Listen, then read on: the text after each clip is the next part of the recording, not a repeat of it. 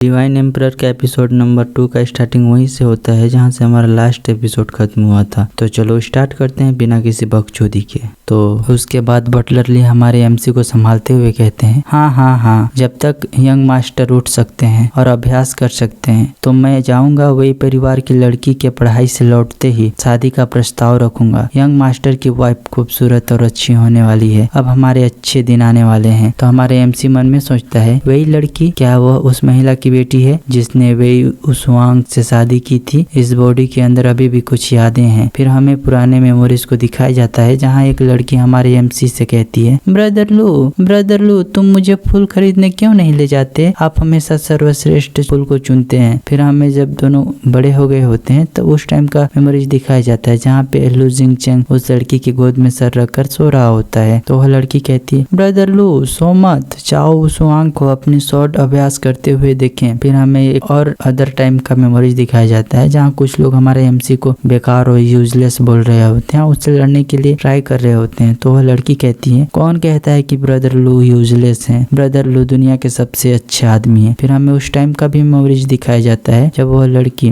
Dynasty academy जा रही होती है। तब वह लड़की रोते हुए हमारे एमसी से कहती है, ब्रदर लू मुझे पिताजी डायनेस्टी एकेडमी भेज रहे हैं तो मुझे आपसे दोबारा मिलने नहीं देंगे, तो अपना ख्याल रखना। फिर हमें प्रेजेंट का सीन दिखाया जाता है जहां हमारे एमसी ये सब सोचते हुए कहता है, मैं अब मार्शल आर्ट का कबाड़ा हूँ और वह इतनी प्रभावशाली है कि शायद वह मुझे देख भी नहीं पाएगी। फिर हमें इस वर्ल्ड के कल्टीवेशन के बारे में बताया जाता है कि हेवेंस और अर्थ सभी स्पिरिचुअल एनर्जी से कल्टीवेट करते हैं। इनके रिलम्स को कुछ इस प्रकार बांटा गया है, body hardening realm, divine sea realm, divine platform realm, divine mansion realm, divine primordial realm, इसके बाद हेवेंस रिलम, फिर divine monarch realm, then divine emperor realm जहाँ पर हमारा एमसी पास्ट लाइफ में था। इसके ऊपर होता है गॉड रिलम जिसको ट्रांसफिगरेशन रिलम भी कहा जाता है, जो सबसे ऊपर होता है। इसमें से प्रत्येक रिलम को 10 स्तरों में विभाजित किया है, जैसे कि एक रिलम में 10 उप स्तर होते हैं, जैसे first stage, second stage, third stage करके, ठीक है ना। फिर हमारे एमसी मन में सोचता है, मुझे जितना जल्दी हो सके उतना जल्दी पावरफुल बनना होगा क्योंकि सेलिन इतना लंबा इंतजार नहीं कर सकती, मुझे कुछ भी करके पावरफुल बनना ही होगा। उसके बाद हमें 3 दिन बाद लू मेंशंस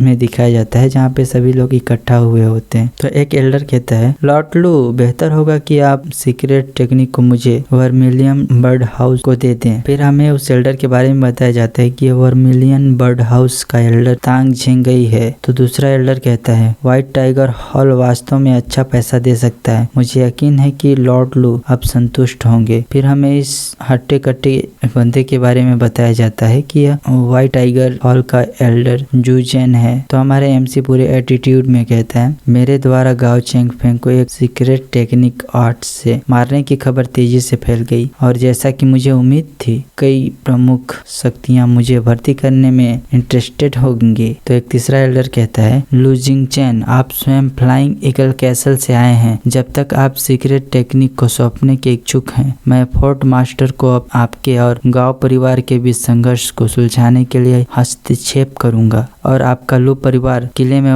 वापस आ सकता है। गाइस तो ये ईगल कैसल और हमारे एमसी की फैमिली के बीच क्या मैटर है वो तो नहीं पता अभी, तो आगे जैसे जैसे स्टोरी आगे बढ़ेगी तो हमको पता चल जाएगी कि उन लोग के बीच में क्या मैटर है, ठीक है ना, क्या मसला है कि क्या कारण है कि हमारे जो एमसी की फैमिली है उसको पूरा बाहर निकाल दिया गया है कैसल से, ठीक है ना। तो चलो स्टोरी को कंटिन्यू करते हैं। फिर हमारे एमसी हंसते हंसते और ताली बजाते हुए कहता है एक आदमी जो मेरे साथ अच्छा व्यवहार करता है और एक आदमी जो अपनी जड़ों को नहीं भूल सकता। क्या बात कही आपने, यदि मेरे पास गुप्त टेक्निक नहीं होती तो मैं आज सड़क पर मारा गया होता और किसी को इसका कोई परवाह भी नहीं होता। और पूरे गुस्से में कहता है, फिर भी आप में अभी यहाँ आने की हिम्मत है। तो यह एल्डर कहता है, आप बहुत दूर तक मत जाओ। तो हमारा एमसी कहता है, बहुत दूर? आप तीनों को मैं एक शो देखने के लिए आमंत्रित किया हूँ, ठीक है ना। फिर तभी बाहर से जोर से आवाज आने लगता है, लू परिवार कचरा, बाहर निकलो, बाहर आओ, मेरे हाथों से चुपचाप मरो। फिर हमारे एमसी को दिखाया जाता है जो पूरे एटीट्यूड के साथ उन तीनों एल्डर्स को कहता है, मैं तुम्हें दिखाऊंगा कि वास्तव में बहुत दूर तक जाना किसको कहते हैं। फिर अपने बॉडी में कुछ एक्यूपंक्चर करने लगता है जिससे हमारे एमसी के पूरे बॉडी में डेंस ऑरा और एक प्योर ऑरा घूमने लगता है, जिससे हमारे एमसी का जो मेरिडियंस होता है वो फोर्सफुली खुलने लगते हैं, जिसको देख के टाइगर वाला एल्डर्स कहता है, क्या यह मार्शल आर्ट का 7th स्टेज नहीं है? यह कितना मजबूत और जोरदार ऑरा है, ये कैसे पॉसिबल हो सकता है? देन हमारे एमसी को दिखाया जाता है जो पूरे एटीट्यूड के साथ आगे जाने लगता है, जिसके प्रेशर से ही जमीन पूरा धंसते जाता है और पूरा जमीन छितिर बितिर होने लगता है और तेजी से आगे बढ़ते हुए कहता है, मैं बहुत दिनों से तुम्हारा इंतजार कर रहा था बुढ़े। फिर सामने एक टकले और हट्टे कट्टे आदमी को दिखाया जाता है जो पूरे गुस्से में गाली देते हुए कहता है और साथ में एक टेक्निक ड्रैगन बनाकर अटैक करता है, साथ में 10,000 हैंड पंप से भी अटैक कर देता है, जिससे जो सीधे जाके हमारे एमसी पे हिट लगता है, जिसको देख के वर्मिलियन बर्ड्स एल्डर और व्हाइट टाइगर एल्डर्स तेजी से आगे बढ़ते हुए कहते हैं, बच्चे आपके सीक्रेट टेक्निक तो बहुत अच्छी है, बट गाओ झान हुई से आपकी कोई मुकाबला नहीं है, मैं तुम्हें उसे हराने में मदद करता हूँ, इसे व्हाइट हॉल पर छोड़ दें। लेकिन बीच में तीसरा एल्डर आ जाता है और उन दोनों को कहता है, बेहतर होगा कि आप दोनों हमारे परिवार के मामलों में हस्तक्षेप ना करें, और मन में सोचता है गाओ झान हुई निश्चित रूप से रुकने वाला नहीं है, तो क्यों ना उसे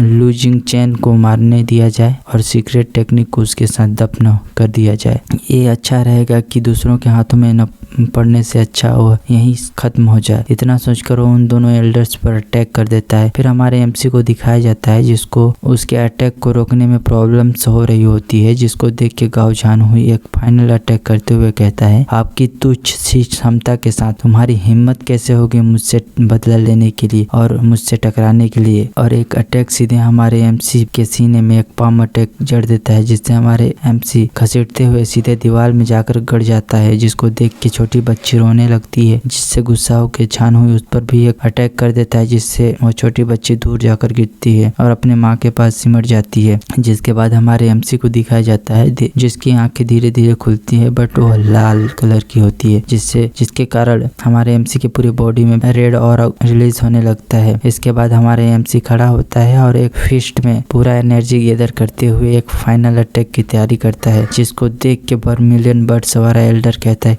कि क्या यह भ्रम है? उन्होंने वास्तव में अपनी साधना को डिवाइन रिलम तक बढ़ा लिया है। फिर हमारे एमसी को दिखाया जाता है जो उस फिस्ट को सीधे झान हुई के सीने में अटैक कर देता है, जिसके इम्पैक्ट से झान हुई दूर जाके दीवार में धंस जाता है। फिर हमारे एमसी उन तीनों एल्डर्स को भी देखता है, देन उन पर भी एक पावरफुल अटैक जड़ देता है, जिससे तीनों एल्डर्स दूर जाकर गिरते हैं और मुंह से खून की पिचकारी निकालने लगते हैं, जिसको देख के हमारे एमसी कहता है, तुम लोग को मेरी सीक्रेट टेक्निक चाहिए, निकलो यहाँ से, मैं इसे फिर से नहीं कहूंगा दोबारा। फिर तीनों एल्डर्स से पूरे गुस्से में कहता है, मैं लूजिंग चैन अब से जो कोई भी मेरे परिवार को ठेस पहुंचाएगा उसका खटिया खड़ा कर दूंगा, समझ गए? अगर समझ गए तो निकलो यहाँ से। फिर सीन शिफ्ट करके हमारे एमसी को बेडरूम में दिखाया जाता है जो खांस रहा होता है, जिसके मुंह से ब्लड भी निकल रहा होता है, जिसको देख के बटलर ली कहते हैं, यंग मास्टर दवा तैयार है, 1 सप्ताह हो गया आपको यंग मास्टर, अभी भी आपकी खांसी ठीक नहीं हो रही है। तो हमारे एमसी कहता है, मैं ठीक हूँ अंकल ली, आप ज्यादा चिंता मत करिए। और हमारे एमसी मन में सोचता है, आखिरी लड़ाई में मैंने अपने दिल और ब्लड पर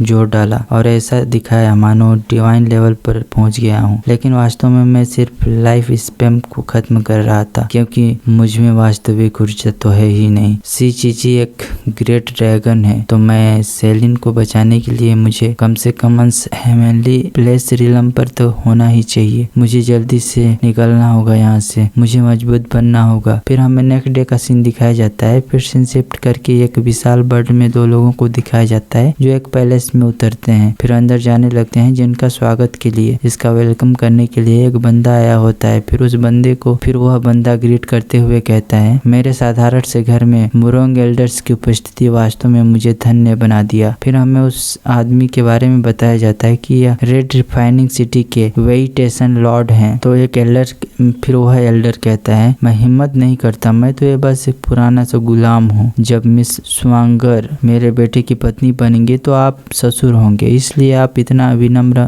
मत बनो। इसके बाद हमारे एमसी को दिखाया जाता है जिसके पास वह एल्डर मैरिज कॉन्ट्रैक्ट लेकर आया होता है, जिसको हमारे एमसी के साथ कैंसिल करवाने आया होता है। तो हमारे एमसी कहता है, मुझे आश्चर्य है कि आपका बेटा कौन है। तो वह एल्डर कहता है, मेरा बेटा मुरोंग क्यू है, जो व्हाइट रिफाइनिंग सिटी में म्यू परिवार का तीसरा बेटा है, जिसे उसकी उत्कृष्ट प्रतिभा के कारण सन एंड मून डिवाइस संप्रदाय में शामिल होने के लिए चुना गया है और मिस वोसुआंग के साथ एक आउटर डिसाइपल बन गया है। तो गाइज अगर आप चैनल में नए हो तो भाई अगर वीडियो अच्छा लगा आपको तो चैनल को सब्सक्राइब करते जाना, ठीक है ना, ताकि आने वाली हर वीडियो का नोटिफिकेशन आपको सबसे पहले मिलता रहे। और पुराने मेंबर हो तो गाइज कमेंट बॉक्स में बताना कि ये वाला स्टोरी कैसा लग रहा है, ठीक है ना।